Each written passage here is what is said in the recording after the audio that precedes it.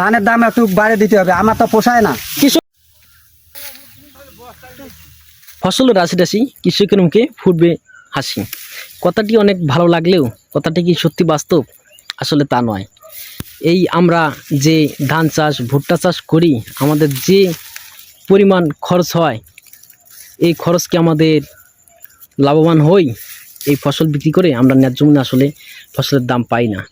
যে উপদেশটা আছে এদিকে খেলা রাখবে যে আমরা ধান চাষ করছি বা ভুট্টা চাষ করছি, এই দামটা সঠিক একটু বৃদ্ধি করার জন্য বলছে বিঘা প্রতি আপনার ধান আসবে 18 থেকে 20 মণ সর্বোচ্চ ভালো ফলন।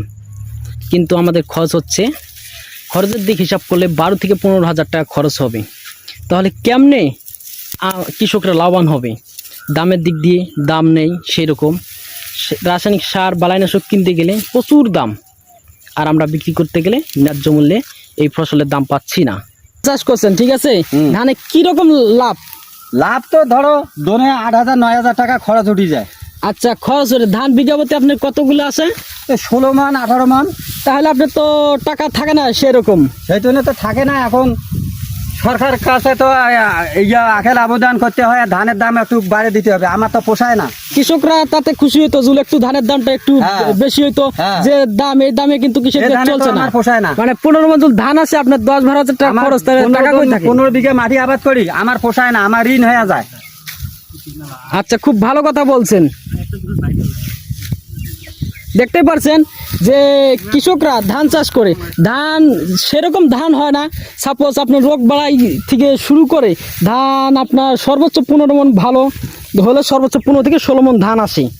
এই ধানে যে খরচ আমাদের কৃষকদের, সেই খরচ উঠে না।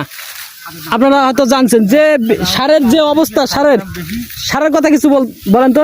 সারের তো যে দাম পোষায় না। তো আলু আবাদ করে এই যে হাল চাষ করতে আমার বহু টাকা খরচ, এখন সারের দাম যদি না কমে তাহলে তো আমার আরো মরণ। আপনার যে সারের, রাসায়নিক সারের যে দাম, এই দামে তো আমাদের মানে চাষ করে সেই টাকা লাভবান হতে পারি না, লাভবান হতে পারি না। আমার জমি বন্ধক দিয়ে আমার আবাদ করতে হয়, তাহলে কিভাবে আমার পোষায়?